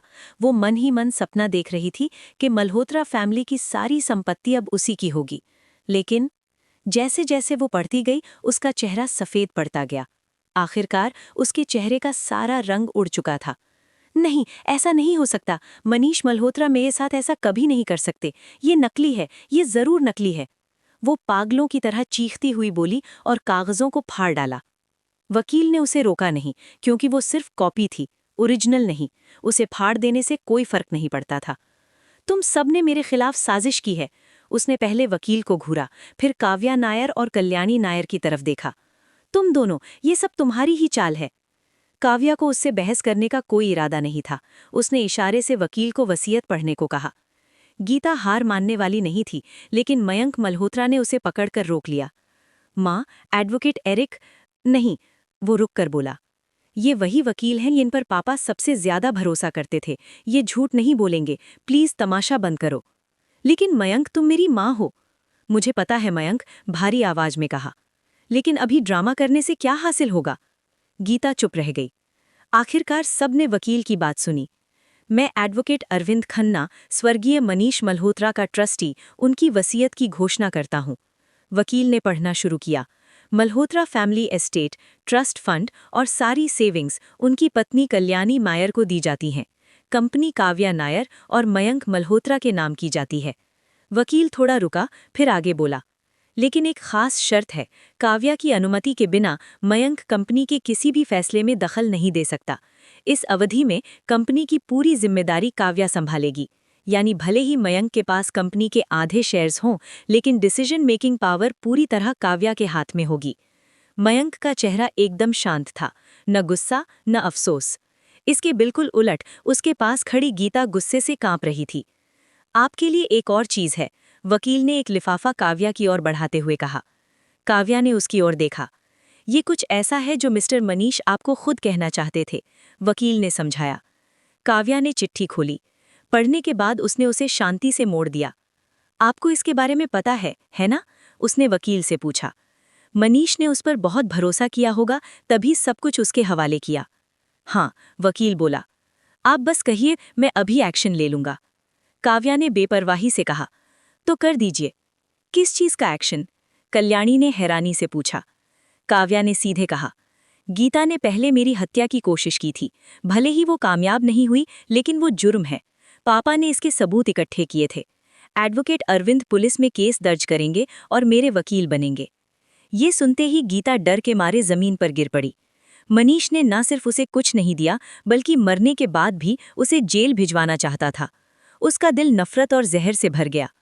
माँ, क्या आपने सच में ऐसा किया? मयंक ने अविश्वास से पूछा। उसे पता था कि उसकी माँ चालाक है, लेकिन उसने कभी नहीं सोचा था कि वो हत्या तक गिर जाएगी। गीता ने हार मानते हुए कहा, हाँ, मुझे डर था कि वो हमारी विरासत छीन लेंगी। और देखो, तुम्हारे पापा ने आखिर में सब कुछ कल्याणी और उसकी बेटी को दे दिया। हमें कुछ नहीं। वो तो मुझे मरवाना चाहते हैं। मयंक की आंखों में एक पल के लिए अंधेरा चमका, फिर गायब हो गया। उसने गीता को झटक दिया। तुम ऐसा कैसे कर सकती हो? भले ही काव्या तुम्हारी माँ न हो, लेकिन हमारा बाप एक ही है। इतनी बेरहम कैसे हो सकती हो? अब समझ आया कि पापा ने तुम्हें कुछ क्यों नहीं दिया। ये तुम्हारे कर्मों की सजा है। गीता की आंखें फैल गईं। अब उसका बेटा भी उसे दोष दे रहा था। आह, वो फूट फूट कर रोने लगी। जीने का क्या मतलब है? मैंने पूरी जिंदगी एक आदमी पर बर्बाद कर दी, और अब मेरा इकलौता बेटा भी मुझसे नफरत करता है। उसके आंसू सच्चे थे। काव्या खड़ी हुई और ठंडी आवाज में बोली, अपने किए की सजा स्वीकार करो, कम से कम अपने बेटे के लिए। फिर उसने कल्याणी से कहा, माँ, चलिए। माँ बेटी मल्होत्रा फैमिली एस्टेट से बाहर निकल आईं। मनीष के जाने के बाद ये परिवार अब ढलान पर था। तुम्हारे पापा की चिट्ठी में क्या लिखा था? कल्याणी ने पूछा। काव्या बोली, पापा चाहते थे कि मैं मयंक का ख्याल रखूं। कल्याणी ने तंज किया। तुम्हारे पापा क्या सोच रहे थे? मयंक को तुम्हारे हवाले कर देना? मान लिया तुम चाहती भी, तो भी मैं कभी नहीं मानती। मयंक बचपन से गीता के साये में पला था, वो भी उसी जैसा बन चुका था। इसलिए पापा ने मुझे गीता के गुनाहों के सबूत दिए, काव्या ने कहा, ताकि मैं शांत हो जाऊं। ये सच में बेरहमी थी। गीता ने बिना किसी ओहदे के उसके साथ जिंदगी गुजारी, बेटा पैदा किया और आखिर में कुछ भी नहीं मिला। कल्याणी समझ गई, तुम्हारे पापा चाहते थे कि तुम गुस्सा निकाल लो ताकि बाद में मयंक को अपनाने के लिए तैयार हो जाओ। काव्या को भी यही लगा। माँ, क्या आप पापा से प्यार करती थी? उसने पूछा। कल्याणी चुप रही, फिर उदासी भरी आवाज में बोली, हाँ, वरना शादी क्यों करती? दूसरी औरत के बारे में जानने के बाद भी मैंने तलाक नहीं लिया। मैं अब भी उम्मीद करती रही। क्या आप उनसे नफरत करती हैं? वो अब नहीं रहे, नफरत किससे करूं? कल्याणी ने शांत स्वर में कहा। मौत के बाद सब कुछ पीछे छूट जाता है। एडवोकेट अरविंद खन्ना ने तेजी से काम किया। कुछ ही दिनों में गीता का मामला निपटा दिया गया। काव्या अपना बचपन इसी घर में जी चुकी थी। मनीष ने ये घर कल्याणी को शायद इसलिए दिया था ताकि घर बचा रहे। काव्या और कल्याणी आरव के साथ यहीं रहने आ गईं। अब नया घर लेने की जरूरत नहीं थी। उसकी सबसे बड़ी परेशानी ये थी कि उसे बिजनेस की समझ नहीं थी। फिर भी पापा की आखिरी इच्छा थी, उसे निभाना होगा। जब मयंक काबिल हो जाएगा, वो कंपनी उसे सौंप देगी। वो फिर से डॉक्टर बनना चाहती थी। उसे एहसास हुआ कि ये सब मनीष की दूरदर्शी योजना थी। बिजनेस में जिसे वो जानती थी वो सिर्फ राघव मेहरा था, लेकिन वो बहुत बिजी रहता था। इसलिए उसने रोहित कपूर के बारे में सोचा। वो पहुंची। मेहरा इंडस्ट्रीज। मेरे ऑफिस चलिए, रोहित ने कहा। लिफ्ट में जाते हुए उसने पूछा, सीधे राघव मेहरा के पास क्यों नहीं गई? काव्या को दादाजी मेहरा की बातें याद आ गईं। वो राघव से दूरी बनाए रखना चाहती थी। डिंग। लिफ्ट रुकी। काव्या बाहर आई और सामने देखा। राघव मेहरा किसी और के साथ खड़ा था और वो उसे पहचानती थी। काव्या नायर ने तुरंत अपनी नजरें फेर ली ताकि किसी भी तरह की आगे की बातचीत से बच सके। लेकिन उसी पल रोहित कपूर बोल पड़ा, प्रेसिडेंट मेहरा यहाँ हैं, क्या आप जाकर हेलो कहना चाहेंगी? उसकी आवाज़ ने आसपास मौजूद लोगों का ध्यान खींच लिया। राघव मेहरा ने सिर घुमाकर देखा। अब काव्या के पास छिपने की कोई जगह नहीं थी। उसे मजबूरी में उसकी तरफ देखना पड़ा और हल्की मुस्कान के साथ बोली, मुझे रोहित से कुछ डिस्कस करना है। क्या? राघव ने पूछा। शायद वो पहले से जानता था, लेकिन फिर भी पूछ रहा था, ये देखने के लिए कि वो क्या जवाब देती है। पिछले कुछ दिनों में मनीष मल्होत्रा के फ्यूनरल के दौरान काव्या ने बिजी हूं का बहाना बनाकर नायर विला लौटने से परहेज किया था। उसने राघव को फ्यूनरल में आने भी नहीं दिया। ये सब ऐसे लग रहा था जैसे वो जानबूझकर उससे दूरी बना रही हो। कुछ खास नहीं, काव्या ने हल्के से जवाब दिया। राघव का चेहरा भावहीन रहा। मेरे साथ आओ। इतना कहकर वो अपने ऑफिस की तरफ चल पड़ा। काव्या हिचकिचाई और वहीं खड़ी रह गई। ये देखकर रोहित ने धीरे से कहा, प्रेसिडेंट मेहरा अभी आपसे नरमी से पेश आ रहे हैं, लेकिन इसका मतलब ये नहीं कि उनका गुस्सा नहीं है। आपको जाना चाहिए। काव्या ने गहरी सांस ली और जबरदस्ती मुस्कुराई। मुझे पता है। फिर उसने पूछा, उसे तो निकाल दिया गया था ना? फिर वो अब भी कंपनी में कैसे है? रोहित ने लावण्या शेट्टी की ओर नजर डाली और बोला, हाँ, उसे निकाल दिया गया था, लेकिन किसी वजह से प्रेसिडेंट मेहरा ने कहा कि उसके लिए नई पोस्ट अरेंज कर दी जाए। अब वो पीआर डिपार्टमेंट में है। अभी कुछ डॉक्यूमेंट्स देने आई थी। रोहित खुद भी कंफ्यूज था। ये साफ था कि राघव की नज़र हमेशा सिर्फ काव्या पर रहती थी। वो उस औरत को कभी पसंद नहीं करता था। फिर अचानक वो वापस कंपनी में आ गई। रोहित समझ नहीं पा रहा था कि राघव क्या सोच रहा है। क्या उसे लावण्या में दिलचस्पी हो गई थी? काव्या हल्के से हंसी। अजीब नहीं है उसका बिहेवियर? रोहित ने पहले सिर हिलाया, फिर जल्दी से मना किया। नहीं, प्रेसिडेंट मेहरा ऐसे नहीं है, गलत मत समझिए। काव्या को बुरा नहीं लगा।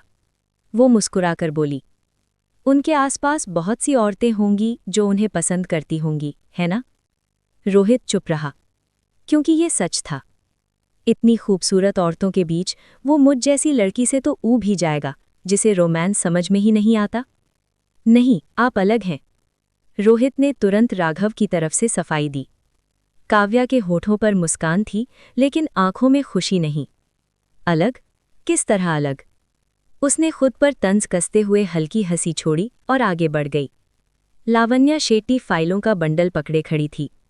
उसने काव्या को देखा और मुस्कुराई। फिर मिलना हुआ। चेहरा मासूम था, लेकिन आंखों में उकसावा साफ झलक रहा था। काव्या जानती थी कि लावण्या को राघव पसंद है, औरतें औरतों को सबसे अच्छे से समझती हैं। पिछली बार जब वो मेहरा फैमिली हवेली आई थी तभी काव्या को उसकी नीयत समझ आ गई थी।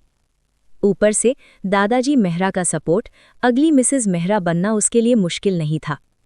काव्या मुस्कुराई। हाँ, फिर मिलना हुआ। इतना कहकर उसने ऑफिस का दरवाज़ा खोल दिया और अंदर चली गई। पीछे लावण्या की मुस्कान धीरे धीरे गायब हो गई। उसकी उंगलियां फाइलों को कस कर पकड़ने लगीं। ईर्ष्या, जलन, नफरत। उसे काव्या और राघव के रिश्ते से जलन थी। उसे ये बर्दाश्त नहीं हो रहा था कि राघव का प्यार काव्या को मिले। ऑफिस के अंदर Raghav floor to ceiling window के पास खड़ा था। आहट सुनकर वो मुड़ा। काव्या के चेहरे पर एकदम परफेक्ट मुस्कान थी। आपको मुझसे कुछ काम था? राघव कुछ नहीं बोला, बस उसे घूरता रहा। उसकी नज़र से काव्या असहज हो गई। आप मुझे ऐसे क्यों देख रहे हैं? उसने अपना चेहरा छूते हुए कहा। क्या मेरे चेहरे पर कुछ लगा है? तुम मेरे पास क्यों नहीं आई? राघव पास आ गया। काव्या एक कदम पीछे हटी। मुस्कान अब भी बनी रही। मुझे समझ नहीं आ रहा आप क्या कह रहे हैं। तुम बिजनेस नहीं समझती इसलिए रोहित के पास गई, यही वजह है ना? उसकी आवाज़ शांत थी, लेकिन उसके नीचे दबा हुआ तूफान साफ महसूस हो रहा था। काव्या ने मुश्किल से उसकी आंखों में देखा। पापा ने कंपनी मुझे टेम्पररी तौर पर सौंपी है। मैंने मेडिकल पढ़ा है, बिजनेस का कोई एक्सपीरियंस नहीं। आप बिजी रहते हैं इसलिए मैं आपको परेशान नहीं करना चाहती थी। सच में? राघव की ठंडी हंसी गूंजी। तो फिर बताओ असल बात क्या है? काव्या मुस्कुराती रही। कुछ भी नहीं है। अब भी नाटक? राघव ने तीखे स्वर में टोका। क्या बूढ़े ने तुमसे कुछ कहा? काव्या की मुस्कान कांप गई और धीरे धीरे गायब हो गई। क्या उसने तुम्हें मुझसे दूर जाने को कहा? राघव ने पूछा। काव्या ने सिर झुका लिया। नहीं। तो फिर हाल ही में इतनी दूरी क्यों? उसकी आवाज में इल्जाम था। काव्या ने अचानक सिर उठाया। उसका चेहरा सफेद पड़ चुका था। क्योंकि मुझे डर लगता है। डर? आपसे प्यार हो जाने का? बहुत ज्यादा गहराई में डूब जाने का? किस बात का डर? राघव और पास आ गया। काव्या पीछे हटी। वो जितना पीछे जाती, राघव उतना आगे बढ़ता। वो उसकी आंखों में देखने की हिम्मत नहीं कर पा रही थी। मुझे कुछ काम है। उसकी टालमटोल से चिढ़कर राघव ने गुस्से में उसे दरवाजे से लगा दिया। धड़ाम। उसका सिर दरवाजे से टकराया। दिमाग में तेज झंझनाहट फैल गई। दर्द ने उसकी चेतना को धुंधला कर दिया। राघव ने उसका जबड़ा पकड़कर जबरदस्ती उसे चूम लिया। दर्द, बस दर्द। ये चुंबन नहीं था, ये काटने जैसा था।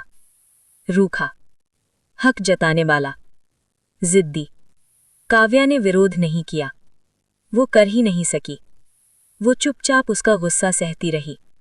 लेकिन वो और बेखौफ हो गया। उसका हाथ उसकी कमर पर सरक गया। काव्या की आंखें फैल गईं। वो फुसफुसाई। ये कंपनी है, आपका ऑफिस। अगर कोई देख ले तो? राघव ने उसे उठा लिया और सोफे की तरफ ले गया। मेरी इजाजत के बिना यहां कोई नहीं आएगा। उसका गला सूख गया। उसने नजरें फेर ली।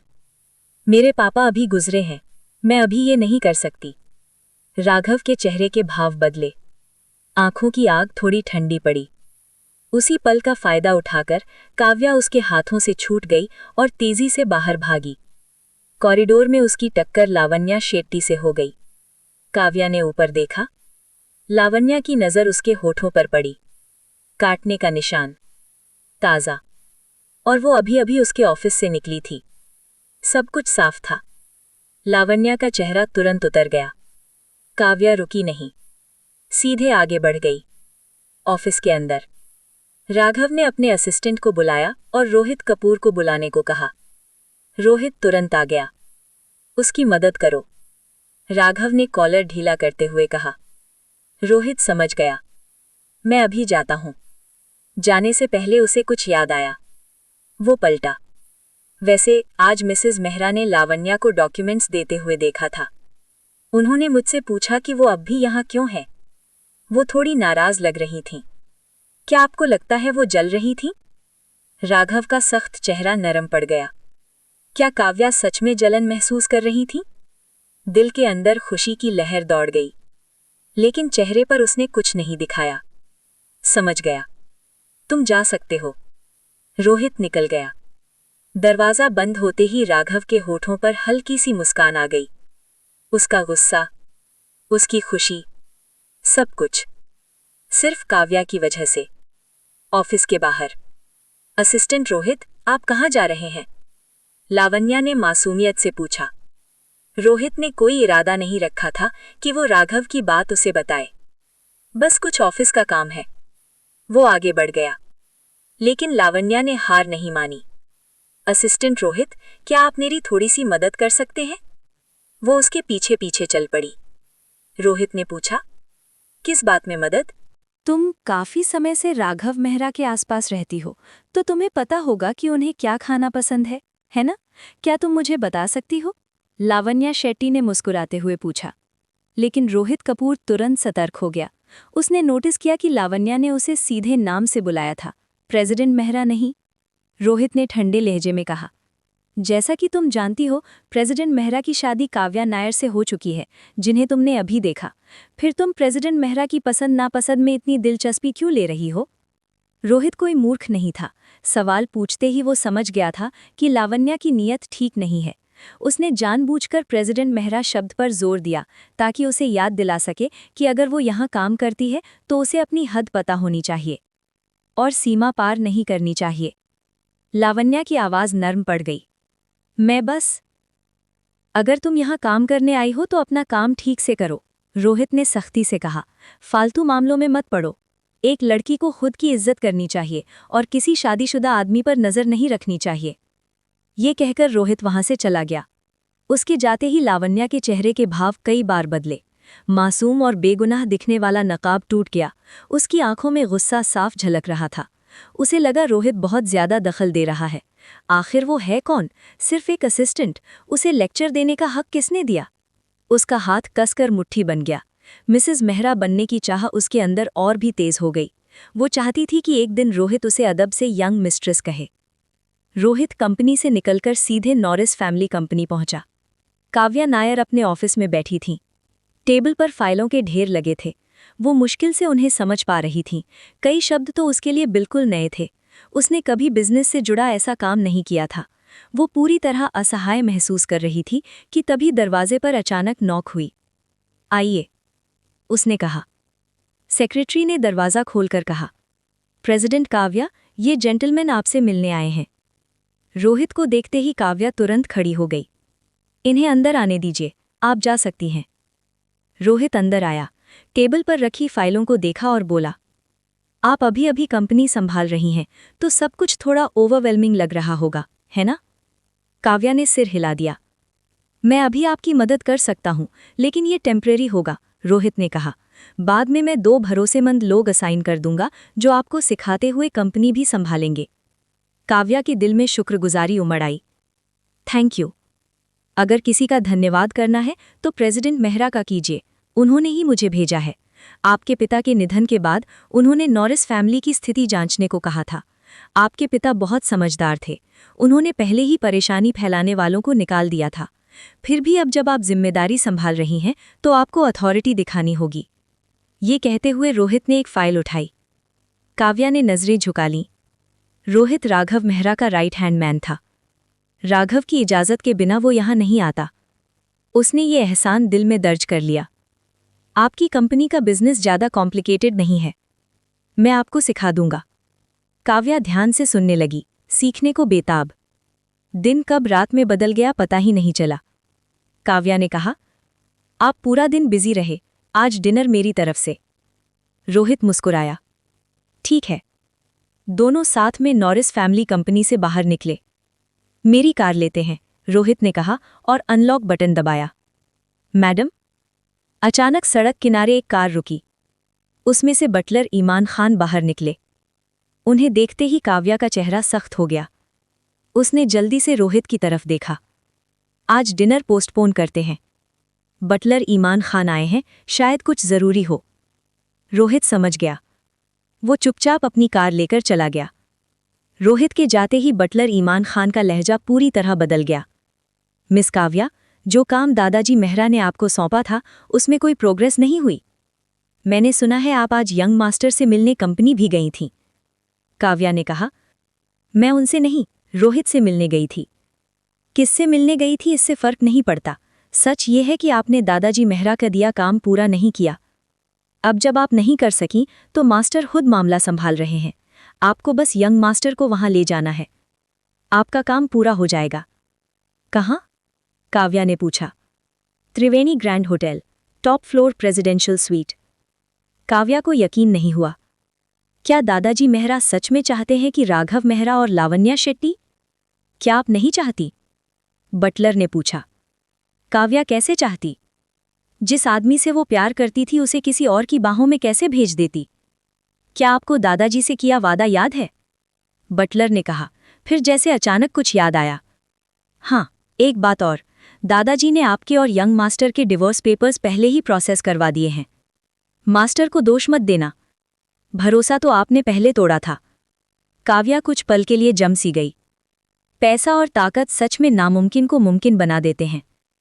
पहले जब राघव शादी से इनकार कर रहे थे तब भी दादाजी ने शादी करा दी, और अब राघव की मौजूदगी के बिना ही डिवोर्स तक करा दिया गया।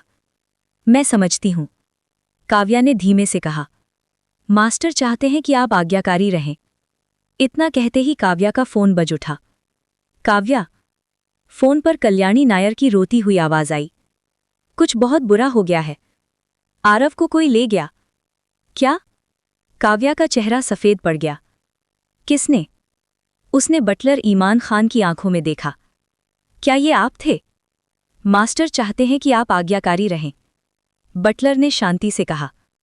बच्चे को कुछ दिनों के लिए मास्टर संभाल लेंगे। काव्या ने खुद को संभालते हुए कहा। माँ, चिंता मत करो, मुझे सब समझ आ रहा है। फोन काटकर वो गरजी। मैंने कहा है मैं करूंगी। अब मेरा बच्चा वापस दो। मास्टर का दिया काम पूरा कीजिए, बटलर ने धमकी दी। फिर बच्चा वापस मिल जाएगा। अगर गड़बड़ हुई तो मास्टर को दोष मत देना। काव्या गुस्से से कांप रही थी। मुझे उससे मिलना है। मेरे बच्चे को कैसे उठा सकते हो? वो इतना छोटा है। अगर बच्चे की सलामती चाहती हो तो काम जल्दी पूरा करो, बटलर ने कहा और कार में बैठकर चला गया। काव्या देर तक सड़क किनारे खड़ी रही। हवा उसके बालों से खेल रही थी। पता नहीं कितना समय बीत गया। पैर सुन्न होने लगे। आखिरकार उसने टैक्सी ली और नायर विला लौट आई। राघव अभी घर नहीं आए थे। वो सीधे उनके ऑफिस चली गई। राघव उस समय ओवरसीज ब्रांच के हेड के साथ वीडियो कॉन्फ्रेंस में थे। सेक्रेटरी ने बताया कि काव्या आई हैं। राघव ने मीटिंग खत्म की और कहा, उन्हें अंदर आने दो।